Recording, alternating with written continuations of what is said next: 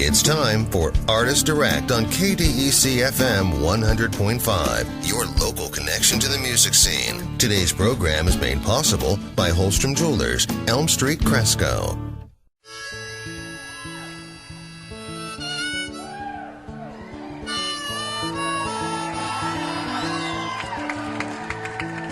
Tension, tension, tension, it's all that I know.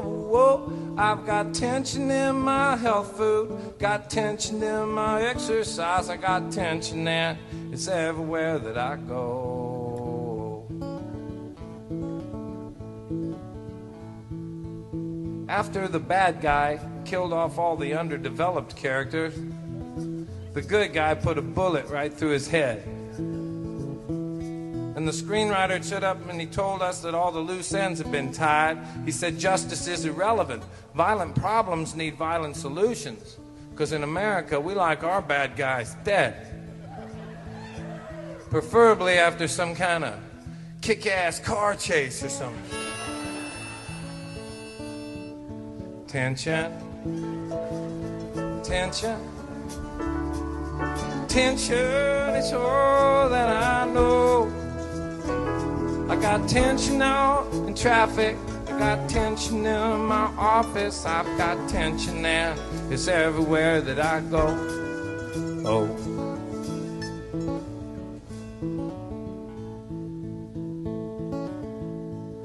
Well, they roped off all of my problems and they pointed their fingers at drug addiction. I think it's because they know if you're the one doing the pointing, nobody's looking at you.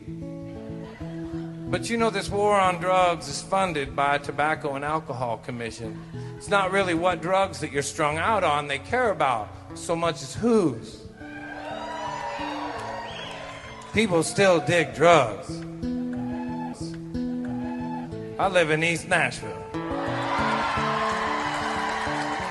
Smells like a skunk farm over there. Tension, tension, tension is all that I know. Oh, I got tension in my courthouse, tension in my White House. I've got tension and it's everywhere that I go.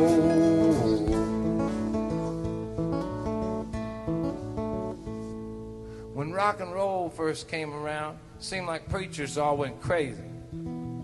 Pretty soon, though, that wasn't enough to get anybody in the door. So now they jump on just about any scandal that they have to try and save me because they know that I don't buy that about the devil's music anymore. Gay people getting married.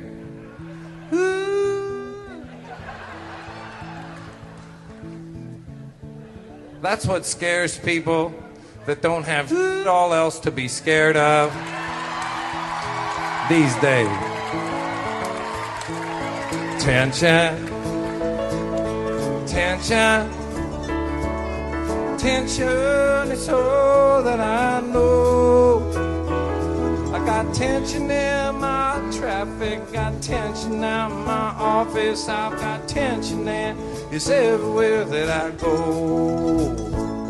And I go, yeah, I go.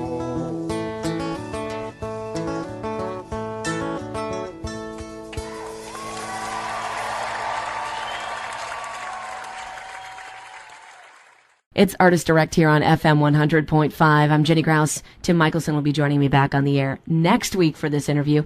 But I am thrilled, I have to say, to have one of the best songwriters around, Todd Snider, on the air with me this morning. Good morning, Todd. Good morning. Good to hear from you. Yeah, hey, so listen, you've got a new album out, which we're going to talk a lot about, but that was one of the tracks we just heard, Tension. Yes. So what style is that? I was just, what is it, a nerdy finger-picking, what was the other thing? I said something, nerdy finger-picking, talking blues. Talking blues, there you go. Nerdy finger. So is that a new genre? I'm trying to make it into one. It's been done before. The thing I do, I would say, if somebody older was listening, they might remember Arlo Guthrie, you know. Absolutely. That song is almost not stolen, but very, very inspired by a song of Chris Christopherson's that I remember called "To Beat the Devil," which is sort of like Chris Christopherson was another guy who kind of sang, you know. And so, and then Jerry Jeff, it's been done. Ramblin' Jack Elliott, I think, started that kind of thing. Well, the Talkin' Blues goes back to before things were getting taped, you know. That's right. It goes back to the front porches. Right. So, and the backdoor bars. That's exactly right. Yeah, I think Woody Guthrie was the guy that was doing them at the time somebody started recording things. And where he got that, I don't know. Well, and this actually makes me think, before we get into the album, I've seen references all over, and frankly, because I've seen you in person, I can see how the comparisons are made. Chris Christopherson, John Prine, obviously. Yeah. Some of this stuff comes out. What do you feel when people throw that at you? I try to dig it. You know, it's all it's part of the gig, and like. Do you think it's human nature? I learned really young is you don't get to control what people say about you. You just get to hope they maybe do say something about you, and if it's not positive or you don't like it, you just. You're referring to things that I do like. That's my heroes. So like when somebody compares me to somebody that I look up to, of course I like it. And then sometimes I'll get compared to somebody I don't look up to. And it's best if you can avoid it, but it's really hard. You know, when you put out a record and people talk about it, you're lucky.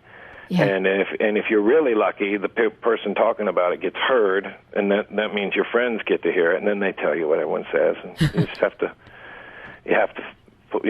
pour yourself another drink. That's right. Well, and I was laughing really hard before I got you on the air because I was going through your website and had to watch the YouTube clip called "The Phoner." Yeah.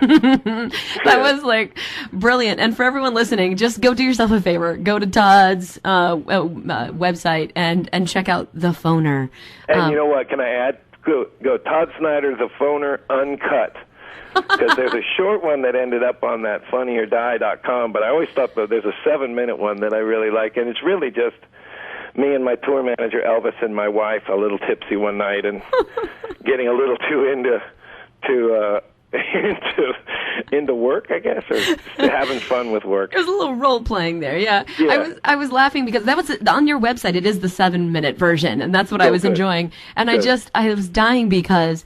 You know, some of the questions you must get asked, really, and that's not sort of somehow preventing me from asking some really ridiculously dumb questions, and you're welcome to roll your eyes, and I'm sure you will.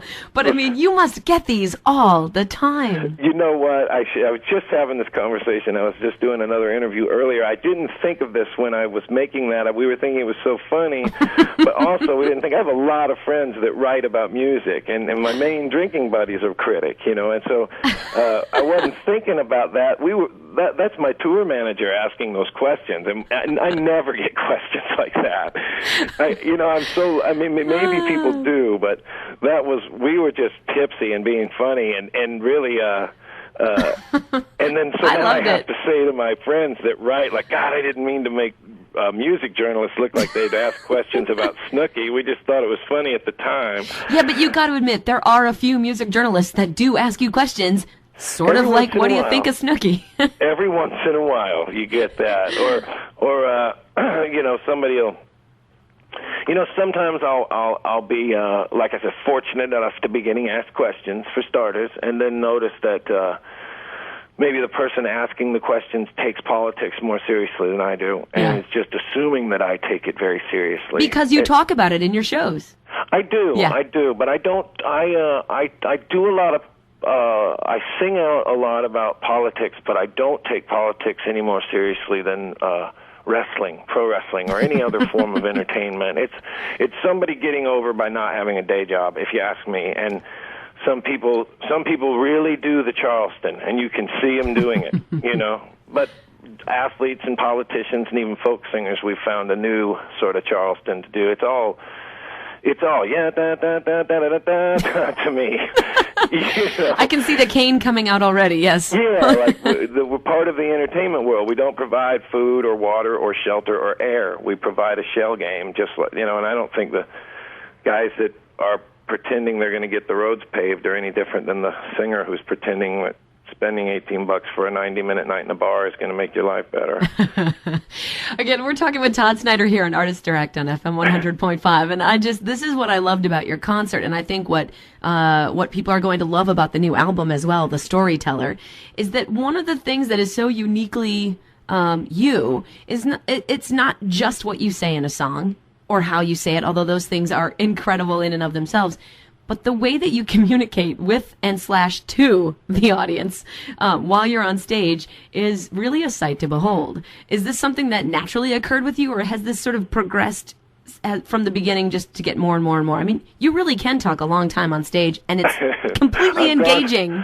I've done 18 minutes as my record, and thank you for describing what I do in a positive light. Well, you did take the time to talk with us. I've always done that. When my first gig, I was 19, and I had to cover an hour and a half, and I only had 6 songs, and I didn't know any covers, and that's how that started. And then once I started doing that on stage, people started pointing out other people that did that on stage, namely Ramblin' Jack Elliott. Like, hey, that's like Ramblin' Jack Elliott. Like, who? And then that's how I found out who that was. And then so I copied them first. Then I found out who they were and copied them even more. I always liked that part, and I still do. I still like. Plus.